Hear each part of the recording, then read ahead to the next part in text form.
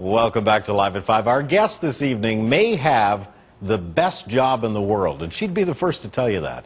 She's a best-selling author and an accredited sommelier who was named the world's best drinks writer at the World Food Media Awards in Australia. Her regular wine columns reach more than 5 million readers, and she's a local girl.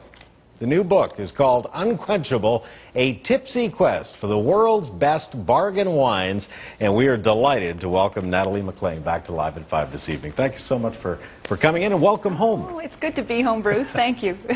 This is one of those books where the title says it all. So how did the book come about? Well, this is the difference between this book and the first one, which was Red, White, and Drunk All Over. Equally serious. Right, yes. Yeah.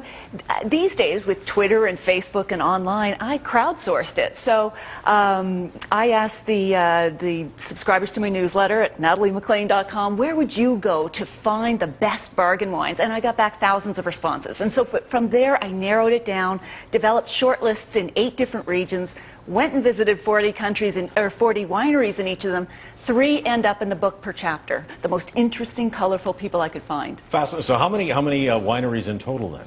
Well, it's 3 per chapter times 8. 24? 24. Whoa. Anyway, haven't destroyed all the brain cells yet, but I did taste about 15,000 different wines, though. 15,000? Yes, absolutely. I kiss a lot of Venus frogs to find those princes for you. Yes, you do. So you're traveling all over the world, and you're looking for the best tasting, least expensive wine. Exactly. It's price-quality ratio, so they're not necessarily the cheapest, because there are some cheap and not so cheerful wines out there. It's that you get more than what you pay for. So I look at the sweet spot range of $10 to $20, and I think in that range you can find wines that do taste twice as expensive as they cost. Okay, so you obviously get this question a lot. What makes a good wine? Oh, the one somebody else paid for, because I am a wine cheapskate, sorry, right. couldn't resist. But I think what it is that it's, you like it, first of all, that it is your style, that it's not just what some critic tells you, that it is delicious, that it goes with the food that you're having, and you know, it's just an enjoyable experience. And that is a big part of it, isn't it? Absolutely, it's wine. So, you know, it's meant to be a drink of conversation, something that you enjoy over dinner. Now, I mentioned that you're a maritime girl. You grew up in Nova Scotia. I did. Your mother is still here. In fact, she's here in the studio right over with us there. tonight. Yeah, I got to keep it clean. You freely admit you shopped at Frenchie's when you were a kid. Yes, absolutely. You love a bargain. I even do. Now. It's the thrill of the hunt. So we would go to Frenchie's. We would find great clothes, discounted clothes, and you know, anybody can slap down $100, $50 and get a good wine. Well, congratulations. There's no challenge in that. Very true. But I think it's that thrill of the hunt of finding something that is a true gem, and then you get to share it with people. Any maritime wines make the list? Absolutely. Benjamin Bridge, Domaine Grand Pré, Youst. I mean, there's so many these days in Nova Scotia. I'm really excited about the wines here. It is a very good time to be a maritime.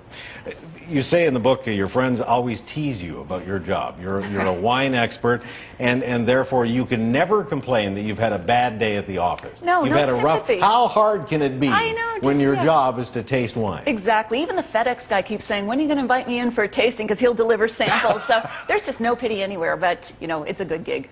Do you ever get tired of wine? No, heavens no. I'd be in the wrong job if I got tired of wine. Yes.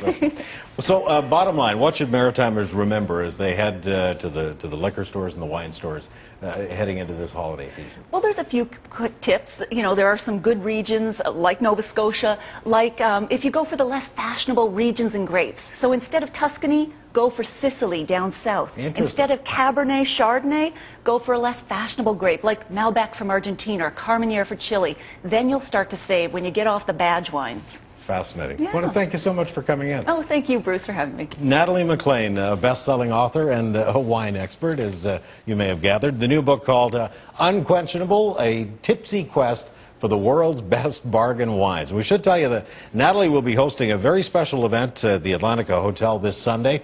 A great dinner and some great wine and a whole lot of laughs, so you need tickets to get in. You can find more details in the Hot Links section of our website. Let's head back to Star. Well, it's time.